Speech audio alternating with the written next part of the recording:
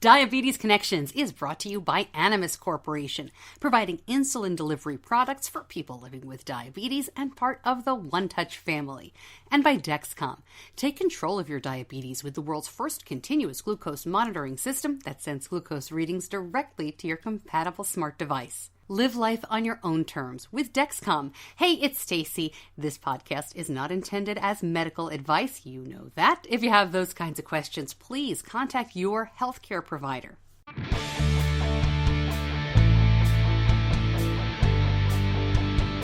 This is Diabetes Connections with Stacy Sims. This week, unfinished business no more. On his second try, Roddy Riddle completes one of the most brutal and extreme races in the world. Diagnosed with type 1 at age 40 and already an accomplished athlete, Roddy thinks the way he met this goal will motivate others. It's good that I didn't finish last year because folk can now say, okay, you can't always do it first time, but I have a second crack at the whip. Whereas if I'd finished it last year, folk would have just gone, oh, that guy's just unbelievable. He can do anything. Find out what it's like to complete a 6633 Arctic Ultra. Wind, cold, frozen insulin. Plus, in our community connection this week, checking back in with the Elbow Bump Kid. He's found a new way to raise money with a sponsor. He was anonymous for the donations. He was known as the American Sign Guy in our house. How the anonymous American Sign Guy turned into a donor for the group Children with Diabetes. It all starts now on Diabetes Connections. Welcome to Diabetes Connections. I'm Stacy Sims. So glad to have you with me for another week here on the podcast. If you're new to the show, what we try to do here is educate and explain and inspire about type 1 diabetes, sharing stories of connection by talking to incredible athletes like Roddy today, as well as celebrities, people living in the spotlight or speaking about diabetes, as well as talking to the healthcare companies and the technology folks we depend on. And I also love to talk to everyday people, like me, who have type 1 diabetes in their lives and aren't doing a crazy Arctic Ultra or singing and dancing on Broadway. My son has type 1 diabetes. He was diagnosed just before he turned 2, 10 years ago. I have a background in radio and television, and that's how the podcast came together. I'm hoping that some of the folks who blew up the feed last week with the Afrezza episode have stuck around for another week. I hope that you have continued to join us and that you will go ahead and listen to some of the other episodes we've done in the past 2 years. If you haven't listened to the Afrezza inhaled insulin episode, that went live last week. It was the most downloaded episode I've had since we started. No surprise there because, we're always interested in what's new. And as I said during the show, there's always a little bit of controversy about this product. I mean, whenever I talk about Afrezza on Twitter or social media, I'm inundated with people who are looking for that hashtag, some of whom are interested, like most of us listening, for the information. Will it work? What's the long-term benefit? What's the long-term prognosis for the product? And some people, as I mentioned last week, are just interested in the stock. Some people are interested in tanking the stock. It's a wild world out there. So to be clear, I got a couple of comments on the post, and you can comment right on the website at diabetes-connections.com for each episode. Most people talk to me on social media, but there is a space for comments there. And I got some criticism for that episode from people who, frankly, I don't think listened to it, who wanted to blast me for not knowing that Anthony Hightower, who was my guest last week, works for Mankind. Well, I made it very clear last week. Not only does Anthony work for Mankind, he told the story of how he worked there. And I mentioned it in the introduction. It's very clear in the printed version that's on the website. Look, some people just like to argue and be upset about things. But look, we make it very clear. Many people come on the podcast who work for the companies about whom they're speaking. Animas, of course, Dexcom, my 2 sponsors. But when they come on the show, they're talking about the product. Medtronic has come on. And I just did a great interview with Ed Damiano from Beta Bionics. Cannot wait to share that with you. So, of course, we talk to people who work for the companies. And I'm going to be as clear as I can about those relationships. And we're going to be clear, with the information if something comes out that is, factually incorrect or something that we need to follow up on. So I was asked what I think of Afrezza. And I'll tell you that. I mean, I love it. I love that it's there. If I were an adult with type 1, I'd want to try it. But, it's my son who has type 1, and they haven't tested it enough in pediatrics. So it's not something that's on the table for us right now, personally. If that's something you want to follow up for your child, talk to your endocrinologist. Sometimes there are ways around that, or get into a clinical trial. But that's just not a leap I'm making right now for him. But I hope the company keeps making it, because more options are always good. And if it turns out, they've studied it, if it's not safe or there are issues, those will come to light as well. But let's have these discussions. Come on, let's be grown-ups about this. And don't spam me and send me all this stuff about shorting the stock. I mean, at least listen to the show. I promise I'll be upfront and honest with you. You be upfront and honest with me. All right, we got a deal? All right, and let me know, Stacy at diabetes-connections.com. Quick word from one of those sponsors, from Animas.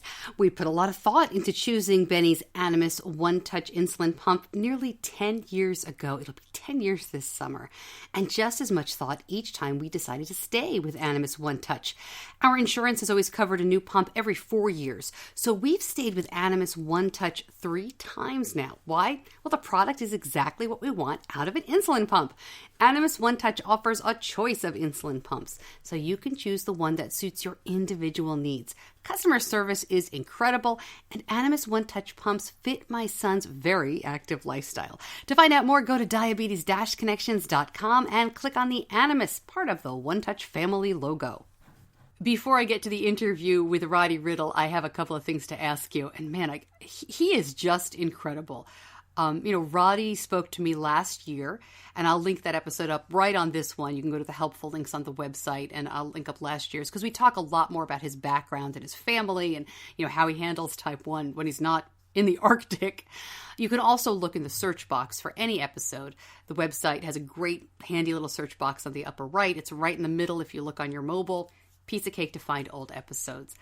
And Roddy just blows me away. He's very deliberate when he speaks. He's Scottish. He's got that great accent. And I know he knows this is a big deal, what he's done. But when you talk to him, it's almost like he's going around the corner to take a walk. Anyway, so that interview's coming up. Here's what I need you to do this week. If you don't mind, if you're listening on a podcast app, go ahead and subscribe to the podcast. That way you'll make sure to get the episode immediately as I release it. And recently, iTunes had a couple of issues, or the podcast app, as you listen really through Apple, the Apple Podcast app, they had some issues with things posting late, but not for subscribers. So please go ahead and do that, and you'll make sure you get it. If you listen through Facebook or social media, that's great too, or on the website. However, it's easy for you to get the episode. And please check out the Facebook page, because I'm doing an Ask Me Anything for our 100th episode. Now, the Ask Me Anything is going to be a Facebook Live on May 1st at 11 a.m. Eastern Time. But you can ask the questions whenever you want. So you'll see the picture of me with the microphone. And just on that post, let me know what your question is. We can talk diabetes or radio or food or dogs or, anything you want to know. I'll be happy to answer. And the live event is May 1st. I'll also make that into a podcast episode as well. Also, I'd like you to subscribe to the newsletter if you haven't done that already. Every week, I send that out. You'll never miss a show because the link is there. And I also send some information along that's much better to have in front of you. I would call that clip and save in the olden days of newspaper. But now it's just the kind of thing that is much better to read and to digest that way, or maybe fill out a form for something, registration for an event, rather than me just saying it. So a couple of things to ask you to do this week if you don't mind. And of course, if you like the show, pass it along to somebody who's touched by type 1. Quick word from Dexcom now. And we started using the Dexcom continuous glucose monitoring system 3 years ago when Benny had just turned 9. And it was a whole new world. I mean, the Dexcom CGM changed the way we looked at his type 1 diabetes. When you can see and track glucose levels on a screen, it is incredible, especially like us. We relied on finger sticks only for 7 years, ages 2, just before 2, to 9. It becomes so much easier to spot trends and head off extreme highs and lows. The Dexcom G5 mobile continuous glucose monitoring system is the first FDA-approved device to let you make treatment decisions without pricking your finger. CGM-based treatment requires finger sticks for calibration, may result in hypoglycemia if calibration not performed or symptoms expectations do not match CGM readings. For more information, go to diabetes-connections.com and click on the Dexcom logo. My guest this week is back to talk about some no longer unfinished business. Roddy Riddle is an accomplished athlete, and he was so when he was diagnosed with type 1 as an adult. Since his diagnosis, though, Roddy seems to have taken sport to the next level, to an ultimate level, finishing incredible races like the Marathon des Sables in the Sahara Desert and attempting the brutal 6633 Arctic Ultra, 350 miles by foot with wind and incredible cold and so many other challenges. So I first spoke to Roddy last year as he attempted the Arctic Ultra for the first time. He had to withdraw, and he went back this year, as he says, unfinished business. And not only did he finish, he came in second in a triumphant way. I mean, just incredible. Roddy Riddle, thank you so much for talking to me again. Congratulations. I'm so thrilled for you. Thanks very much. Appreciate that. Are you thawed out? Are you doing okay? Yeah, no, the body's healed pretty well because it's only 3 weeks yesterday that the race actually finished. So I had some issues with my feet, blisters and things, but they've all healed up very well. In fact, I was at the diabetes clinic the other day and they said that my feet have healed quicker than someone without type 1 diabetes, so quite pleased about that. So no, everything, I've come back with all my toes and fingers, which is the main thing.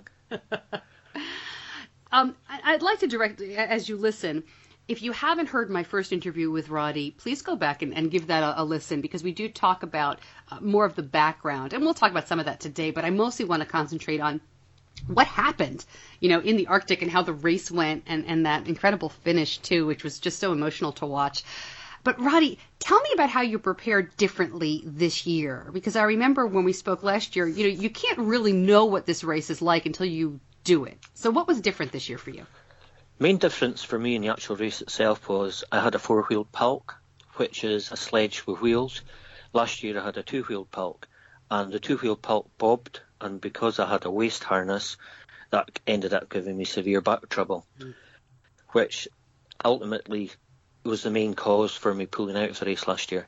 This year I had a 4-wheeled palk and I used a full upper body harness, so there was no bobbing, so I had absolutely no back trouble whatsoever this year. I went into the race this year, so I was on the start line with a lot more respect for the race, and I was definitely better mentally prepared and also physically prepared because I trained a lot harder leading up to this year because I knew what was ahead of me. And if you haven't seen any pictures of this race, and I'll link them up at diabetes-connections.com, Roddy, I kind of describe it as the Iditarod, which I think most people are more familiar with, but you're the dog because you're pulling your own, I would call it a sled or a pulk, as you said. You're pulling that. Do you ever feel that way when you're pulling this around? You do, because the first half of the race is actually very hilly. So when you're pulling 30 kilograms behind you and you're going up some pretty big mountains, then yeah, you know that you're pulling a bit a dead weight behind you. But you have to carry that weight because it's a self-sufficient race, so you have to carry all your flasks of hot water, you have to carry all your sleeping bag, your bivy bag if you're wanting to stop at the side of the road for a sleep. So you've got to carry all your food. I had to carry extra stuff. I had to carry my backup insulin, which actually froze every single day. So when I needed to redo the insulin on my pump, I had to defrost the insulin in warm water. As it turns out, since I've come back, I found out that you're not supposed to use insulin that's been frozen, but it did turn out okay because my blood glucose levels were actually okay after I changed the insulin. So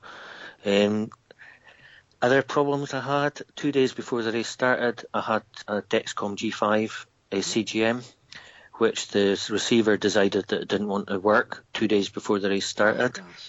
So because you can get the app for the G5 on your phone, I was able to still get CGM for the first 4 days, and then my phone decided that it didn't like the cold, so it died as well.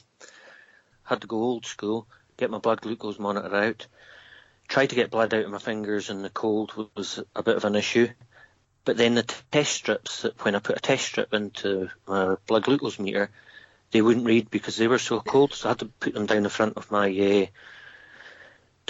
pants to warm up, to be honest. That's how I got my test strips back up to temperature that they could read. So the diabetes had its own issues, but on top of the other folk in the race, which they obviously didn't have to worry about things like that, but blood glucose levels were pretty good throughout the race. I didn't have a single hypo.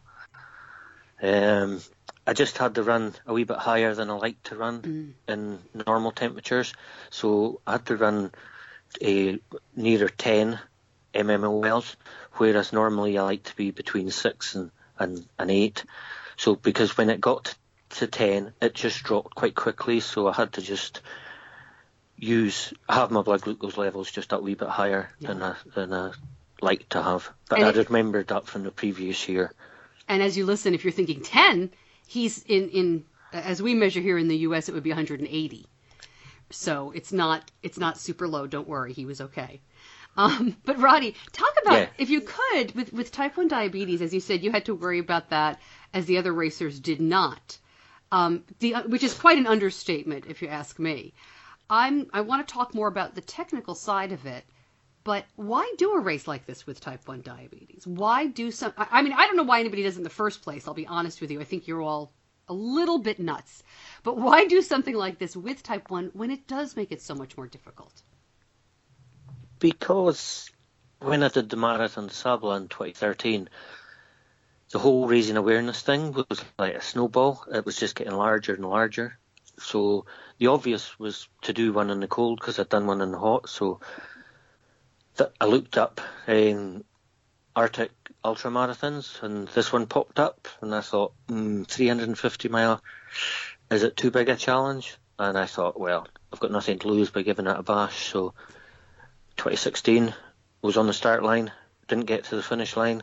This year had unfinished business to take care of, and the main reason that I went back was because I felt last year I'd let my family down, I'd let my friends down, but more importantly, I'd let the whole worldwide diabetes community down, because there were so many folk following my progress last year, and not finishing just wasn't good enough in my opinion.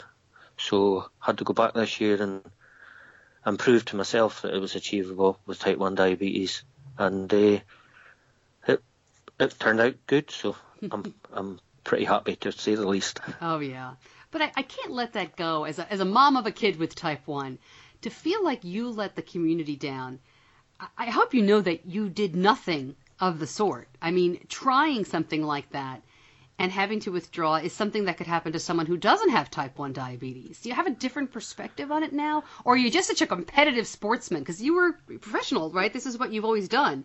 Is that just something inside you that you can't let it go?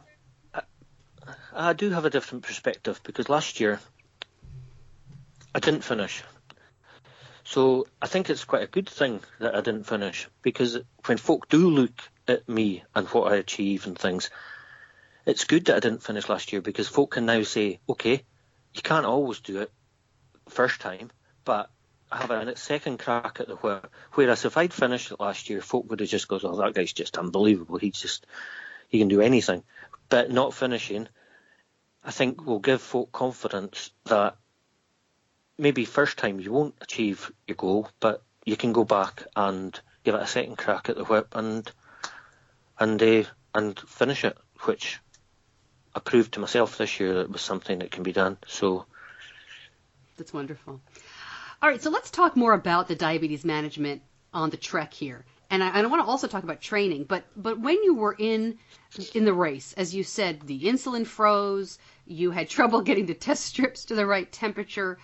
How were you administering insulin? Did you still wear your pump? Were you doing shots? How did that work? Yeah. A insulin pump. I had a Lycra belt made, which was next to my skin, which had my insulin pump. And I didn't bolus the whole time I was in the race. I just I had my basil Yeah. trickling away all the time. So for any meal, I didn't bolus at all because the exercise was doing the work of keeping my blood glucose levels where they needed to be. So the pump didn't get exposed to the cold at all, because if the backup insulin, which was wrapped in a down jacket in my pulk, froze, then I couldn't risk exposing the tube of the insulin pump to the cold, so it got kept well underneath all my clothes at all times. What do you eat, and how do you eat in a race like this? Because you have to carry We eat everything, a right? lot. You're not stopping and they're cooking for you. A lot of my fuel came via fluid. I was taking energy fuel. I had a 3-litre bladder, which was in my backpack, with an insulated tube to help stop it freezing. It's still frozen now and then, but and I had a energy drink which had 47 grams of carbohydrate with quite a big hit of caffeine in it as well. And with taking the caffeine with type 1, it extends your carbohydrate stores with the adrenaline of the caffeine. Other things I did was I had a lot of cereal bars and energy bars, and all I would do with them is a couple hours before I knew I was going to eat them, stick them down the front of all my tops so that they got a wee bit softer so you didn't break your teeth. When I was stopping at checkpoints, I was having porridge with added a protein whey powder to the protein to help recover for the continuous race, and the porridge for the carbohydrate. And at all the checkpoints, you fill up your flasks. I had 2 big, massive stand flasks. You fill them up with hot water. So when you're on the trek, when you're actually out doing the stages, you can stop at any point, fill up your bladder, or make extra food on the trail. What did you eat when you finished the race? Like, what was your first real food after you were all done? Because that's, what, seven days with porridge and protein bars? I think I had porridge. I did, actually. I had porridge when I finished the race, because that's all I had. That's all I had. Yeah, I had porridge. Until we got back to, eventually you travel I think it's 700 miles back from Tack back to Whitehorse, and then had a proper meal there. That's funny. You mentioned earlier you had no dangerous low blood sugars. You had no hypos during this race. Was that something that was different from last year? Or did you do anything to prevent it? Or, how do you do that when you're doing something this intense? The previous year I had, I remember having one because the medic was quite concerned about it, actually. Whereas this year I didn't want to risk having any. So that's why I ran just that wee bit higher than I'll normally like to run, to reduce the chances of having a hypo. And it worked absolutely bang on, because no hypos over the full 7 days that it took me to do the race. So very pleasing. Yeah, that's great. Tell me about crossing the finish line, or that last bit of the race, because they put it live on Facebook, and I've seen the video replay since. You're by yourself. There's how many people in this race? 12 people? There was 24 started it. Okay. And it was either 6 or 7 finishers. Okay. So this is not a race where you're moving in a pack. You're by yourself at this point. What was it like for you at those last few minutes? It was actually very emotional. The year I went to Commonwealth Games in Canada for Scotland, our Scottish team manager, Alan Hewitt, passed away with fight for cancer a few years ago. And he was like a brother to myself and my brother, really close friend.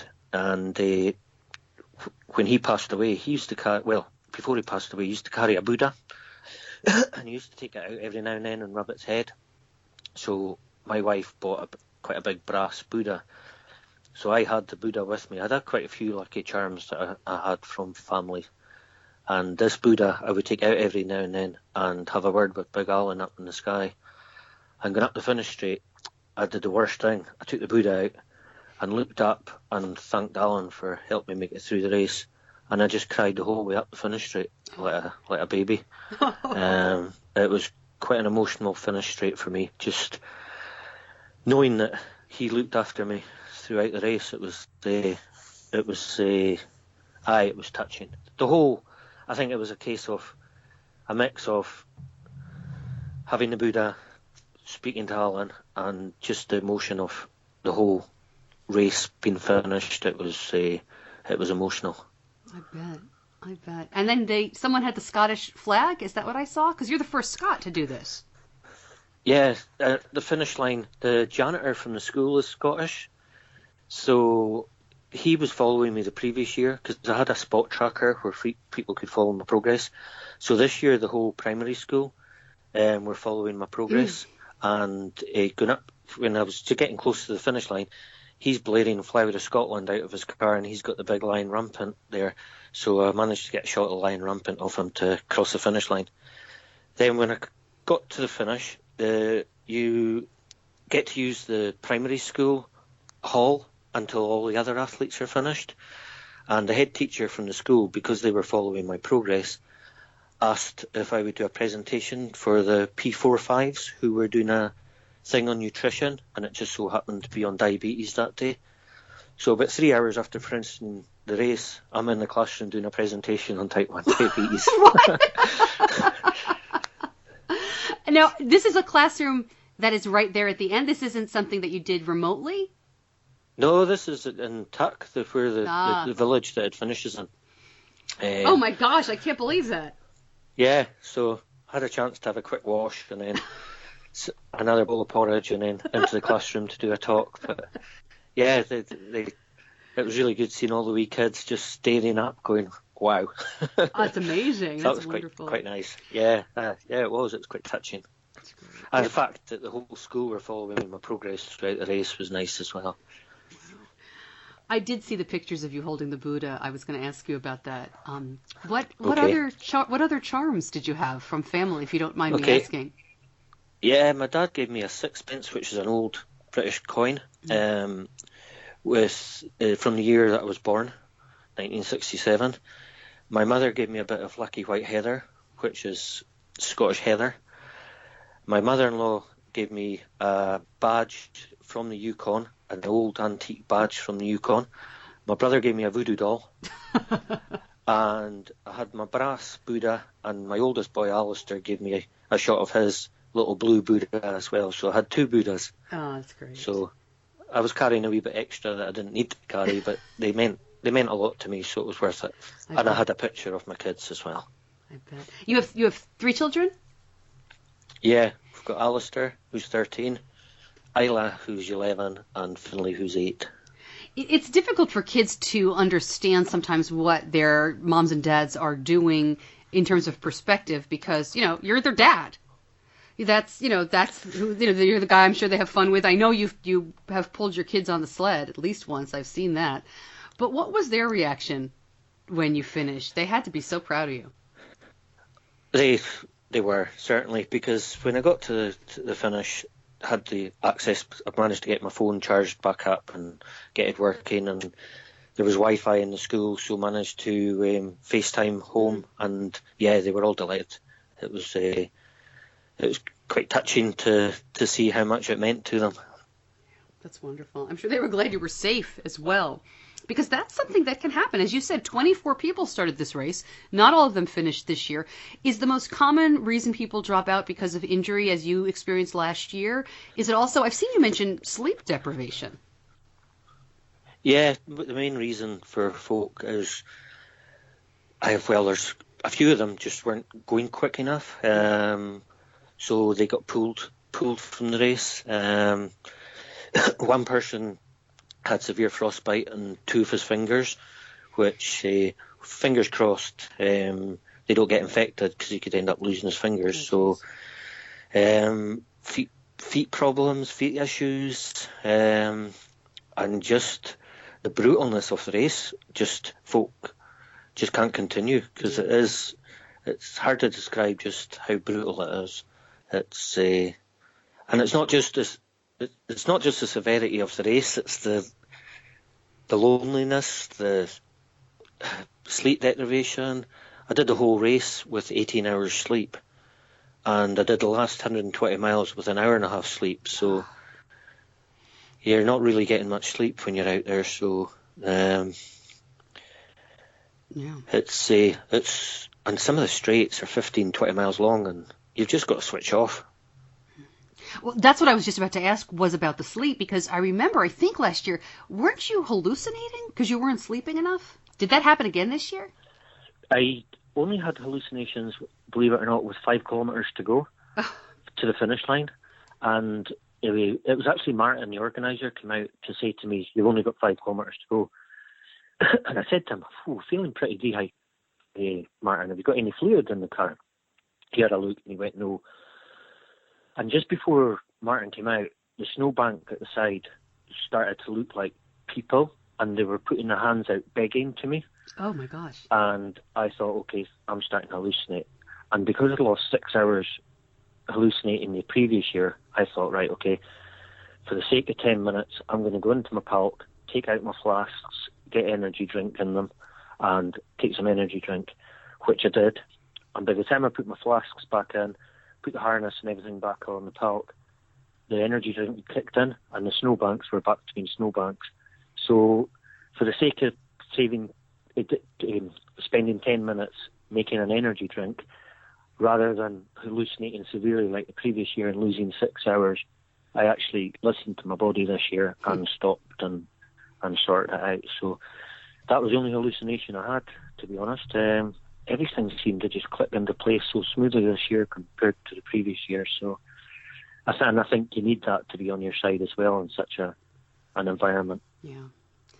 So what is next for you? You're not doing this again, right?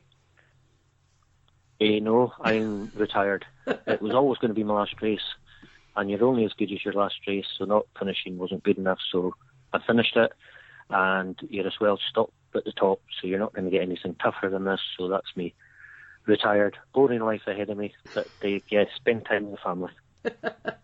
I can't imagine it'll be that boring, though. I know that you travel and you talk to type 1 groups and motivate kids. Is that something you're looking forward to doing now more? Yeah, I've got one coming up on the 22nd of April. It's called a TAD talk down in London. So it's a massive day where there's 4 or 5 of us presenting to a massive audience of type 1 diabetics. So that'll be a good one to go to. I do a few schools and things as well, so I quite enjoy doing them, especially when there's type 1s in the audience, because you can see them looking and going, wow, maybe having type 1 doesn't have to stop me achieving my goals and dreams in life. So yeah, I enjoy doing the presentations. Well, and I think that when I see someone like you speak, or I talk to you now, I'm not even tempted to run a regular marathon in good weather. I mean, this is never going to happen for me. But you motivate me to think about not letting setbacks in what I want to do keep me from achieving that. Is that something when you speak to people with type 1? Because most of them are not going to accomplish what you have done, but there are other things they want to do. Have they told you that it's helped in that way? Yeah, for example, when I did the Marathon de Sable, the girl that finished 3rd in the female race, Zoe Salt, she came up to me during the Marathon de Sable because I had all the Diabetes UK and JDRF stuff on. And she goes, "Oh, you, Roddy Riddle?" I goes, "Yeah." She goes, "Oh, I read about you before coming out." And I showed my dad. My dad's type 1 diabetic, but not well controlled. And he said, there's no way a type 1 diabetic will finish that race. And when I did finish it, it gave him the confidence to start going to the gym 2-3 times a week. So if it helps give folk confidence to either go on the golf course or whatever, it's job done. That's fabulous. And you've said a couple of times that you listened to your body on this incredible finish. But can you speak a little bit to that in terms of if people are listening who are athletes, who want to train with type 1? I mean, it's not an easy thing to do just for some people to go to the gym and keep their blood sugar where it needs to be for 30 minutes. Can you speak a little bit to acknowledging everybody is different, right? You can't really give advice for how somebody should act, but just talk about listening to your body if you could. Yeah, I don't think it's just about listening to your body. I think the most important thing for anybody that does sport with type 1 diabetes is you can't log enough stuff in a diary. So say you do a similar routine of training each week. You go to a spin class one night, you might go to a body pump another night, you might go swimming another night. You log down what your blood glucose level was before, what fuel you've taken, if you've taken any energy drink or anything before the training. Maybe do a blood test halfway through the training and then do one at the end. If you log all these things down, when you go to do that training session again, you can look back and go, right, that worked, that didn't work, that worked. How did I feel that day? I felt rubbish that day. That's what made my blood glucose levels that wee bit higher and things. So if you can write down so much stuff, it definitely helps build up a logbook in your head of what works and what doesn't work. Does that make sense? It makes great sense, absolutely. When you say you're retired, what do you think your physical plan will be? I don't know exactly how to ask this, but I can't imagine you going from doing everything that you've done to sitting on the couch eating potato chips. No, that won't happen. It's just I won't be pinning any numbers on. It's my oldest boy, Alistair. He's quite a keen cyclist, so he's got a road bike. So I'm going to take my road bike back out and get him out cycling. So there's no chance of me becoming a couch potato. Definitely not.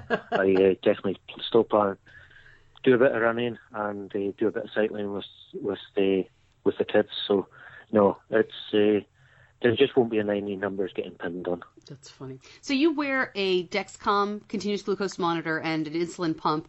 Do you wear those when you're not racing? Is that your typical routine? No, I don't. I wear the pump at all times. I only use Dexcom when I go to do these events that I do. Just it's so expensive, and it's a great thing to have. I mean, don't get me wrong. Okay, things didn't go quite to plan with the Dexcom in the race, but for the first 4 days, I was still able to get trend arrows and things. And then when my phone decided to pack me in, I had to go old school. But anything that makes management easier has got to be a good thing. So yeah, Dexcom and the pump is definitely the way forward for anyone that's keen on doing any sport whatsoever. I'm just nosy. I always ask people what they use and what their management is.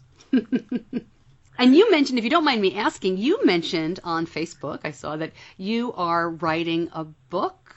Are you really going to be writing a book about all this? I'm not going to be writing a book, but someone's going to be writing a book, yeah. Ghost writing a book. So yeah, in fact, a good friend of mine who wrote, have you heard of Chris Hoy, cyclist? No, but I'm not Hoy, really up in the world of that. Okay. Okay, he's 6 times gold Olympian. Oh my gosh. Well, my friend, he wrote his book, his autobiography, so he's getting involved and helping out, because I used to coach Richard, who's going to help out getting the book written. So, in fact, when I come off this call, I've got to go and give him a call about the book, so it's all exciting times. It really is. It's wonderful. Roddy, when we talked last year, we talked about your motto, Roddy rules, diabetes. Did you think about that while you were finishing this race? I mean, what a way to end your really incredible career. You say you're retired. Did you think, I've ruled this and I'm going to continue to rule type 1? I think when I got a chance to sit down and put something down on social media, and then when I seen the responses, like the wee video of me crossing the line had some ridiculous amount, like 1,600 likes and 300 shares and 500 comments. When I seen that, it was like, whoa, that's massive. This is so I'm not just diabetics. It was from ex-professional cyclists I used to race against and things. So yeah, I knew I'd done something special. So yeah, I think I did. That's wonderful. Get a good kick in the butt. Well, I really appreciate you spending some time with me, Roddy. Congratulations again. I think it was phenomenal last year. I think it's incredible this year, and I hope we get to talk again soon. Thank you so much. Thank you. Thank you. Appreciate it.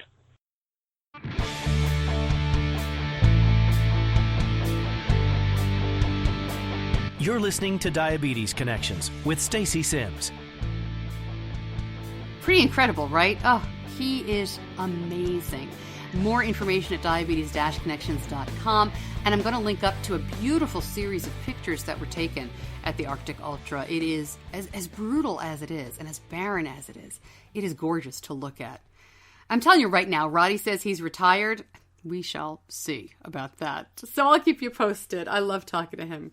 My community connection this week is sort of a follow-up with some big news. I met Logan Merwin at the Friends for Life convention last year, part of Children with Diabetes. He's a big fan of the conference, and he wanted to help them raise some money to keep it going.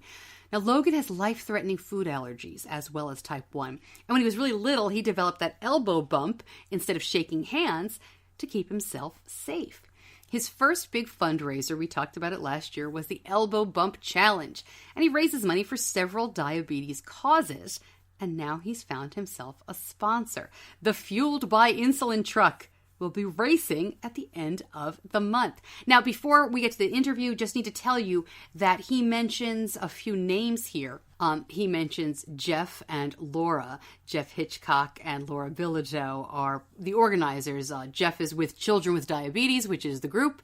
Laura does Friends for Life, which is the convention. So that's who he's talking about when he mentions, and Samantha mentions, that they're fundraising for the group Children with Diabetes. So here's my talk with Samantha and Logan Merwin.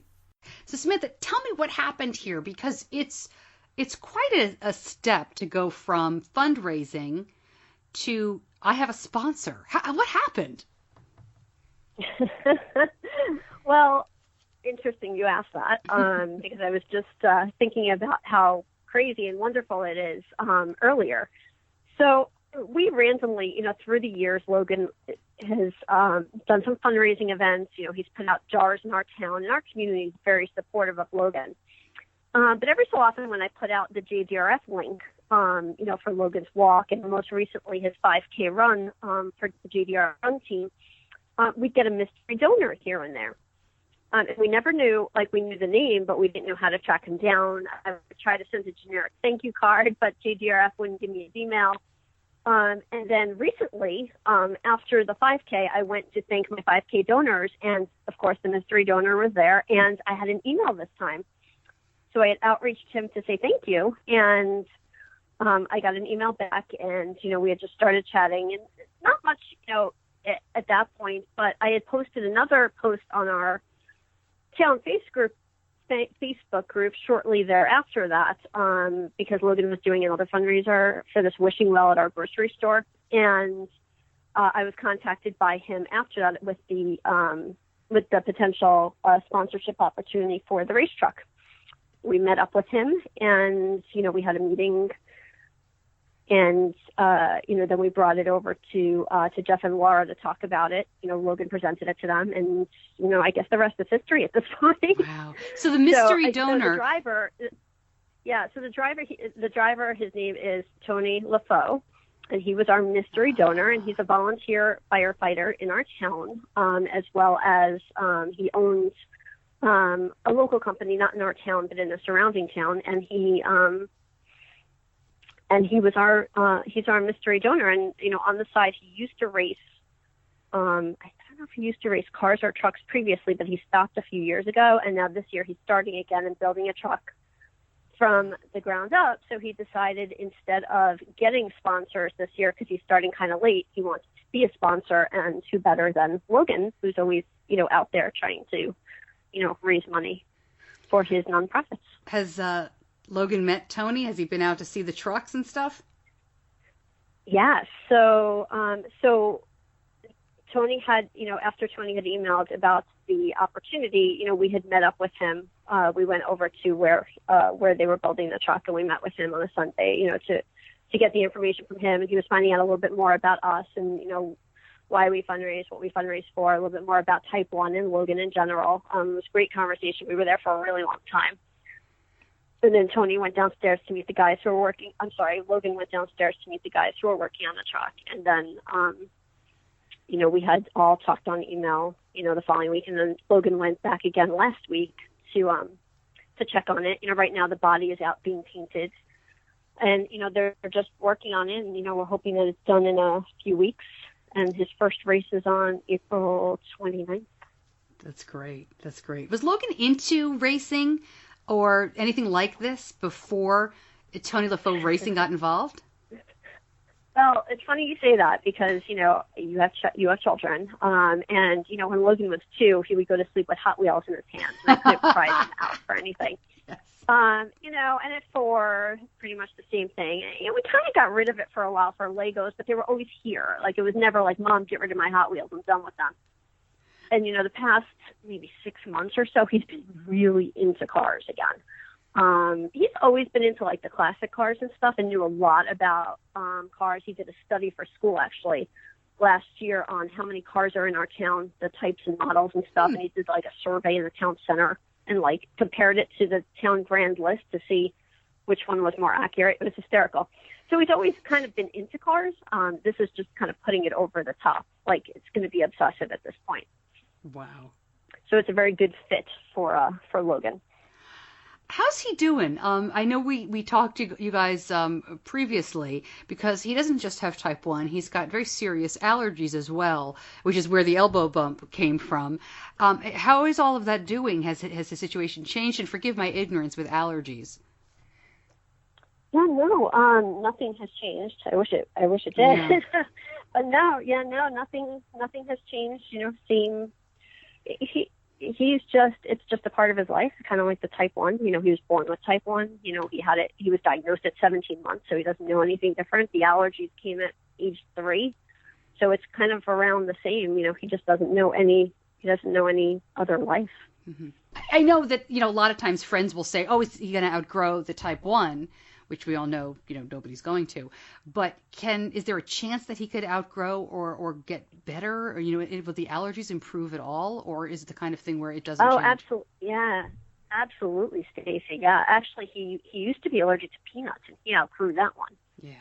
Now he's allergic to tree nuts and sunflower and raw fruit, a couple other things. But, the peanuts was huge because even if he won't eat them, which he still won't, the smell of it makes him want to puke. To be honest, and I'm okay with that because I'm allergic to peanuts. But it's nice to know that he could go, to schools and playgrounds and be safe when everybody around him is eating peanut butter. So that's been kind of a breath of fresh air since he outgrew that one. That's great. Okay, so with the fundraising and the money going to children with diabetes, why? And I'm going to ask Logan this too, but why that group? There are so many groups to fundraise for. I mean, I know we go, love it, but why are you fundraising for them? It's interesting because, when Tony is sponsoring Logan, and Logan chose children with diabetes to be on that car, it's tough. I will say we split, we fundraise for JDRF and CWD, both. We're not solely for one or the other. Logan loves the Friends for Life experience. Clearly, as everybody, seems to know at this point, he loves his people. He goes back on it. He reflects back on it during the year. We've made a lot of good friends from it. It's just such a great experience for him. So, I like to encourage his passion about things like that. He's also, we went to the Riding on Insulin camp. I don't know if you've ever gone with your Yes, children. we went for the first time this year. Oh yeah, so now he wants to fundraise for Riding with Insulin, for them as well. He's adding a third one on. So, we like to spread it around. From the JDRF perspective, why didn't we pick JDRF? I mean, there's so many people out there to fundraise for JDRF, and we are one of them. We just finished up a major fundraiser. But how many times are you going to have this opportunity to focus on a smaller nonprofit with CWD and raise awareness and be able to make a difference? Yeah. JDRF has those opportunities on a regular basis with Ford Motor Company. They're a partner. Logan was in that race car contest a few years ago. We just thought it would be a really good opportunity for a smaller nonprofit to get out there and be able to get some visibility and raise awareness. It's so exciting. I can't wait to look for it. So the first race is April 29th. The next one would be May 7th. And they're going to post the full race schedule. We'll link everything up at diabetes-connections.com. Can I speak to Logan? Yeah, absolutely. Hi, Logan. Hi. How are you? Doing good? Good. It's good to talk to you again. Hey, Logan, tell me about what happened here. Tell me about meeting Tony LaFoe and helping children with diabetes by using his race team. What's going on here? So he was actually a mystery donor for the past couple of years. He was anonymous for the donations. He was known as the American sign guy in our house. And then this year, he came up and told us his name and said that he was into racing and he was wondering if he could sponsor children with diabetes and put it on his race car truck. See, a lot of people look for sponsors their whole career and never find them. And here you are, right out of the gate. You got a sponsor. You got a truck. You're helping children with diabetes. How cool is that? Tell me what it was like when you went to see Tony and his crew. Did you see trucks down there? Oh, it's actually still being built. The body's still being painted. They're attaching random parts here and there this week because of the blizzard. It's just really nice that they're doing the truck. Wow. What did you see when you went there? Were there any cars or trucks to see? Well, all the volunteer firefighters, pretty much all of them, those trucks were there. Their trucks were there, and then Tony's trucks were there too. Very cool. So tell me why you like children with diabetes so much, because this isn't the first fundraiser you've done. We talked about the elbow bump challenge and all of that. Why do you like that group so much? Because of the conference, Children with Diabetes Friends for Life. So when you go back to Friends for Life, I know we were very concerned about the Mickey bars, right? Do you think we'll be able to save the Mickey bars? I seriously doubt it, but if these fundraisers go really good, I'd say there's a decent chance. For the following year, though, right? For the following year, definitely not this year. Okay. I'm also running a 10K. You're running a 10K? Yeah, for Run Disney. You just finished a 5K, right? Yeah, I just did the Run Disney 5K. I'm doing the 5 and the 10K. How did it feel? Were you really tired? Did you feel pretty good? I was just chugging through the race. I was impersonating the announcements that were along the way. Can I do an impersonation for you now? I would love it. Of them? Yes, go right ahead. Course narrows ahead. Course narrows ahead. Course narrows ahead. Logan, it's always great to talk to you. Thank you so much. Thank you.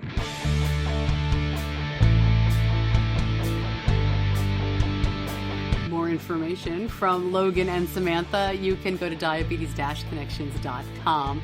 Hey, you know what? If you've got a cool kid doing something great, let me know. Love to have them featured in our community connection. Just go to stacy@diabetes-connections.com or message me over any social media outlet. I'm all over the place.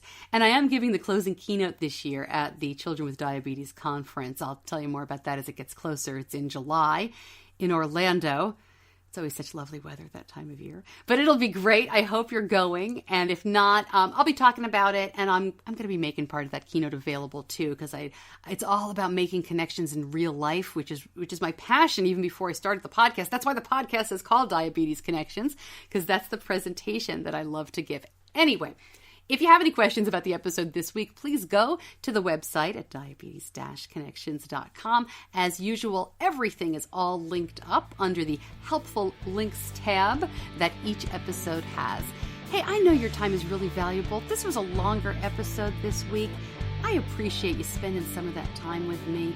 I'm Stacy Sims, and I'll see you back here next week.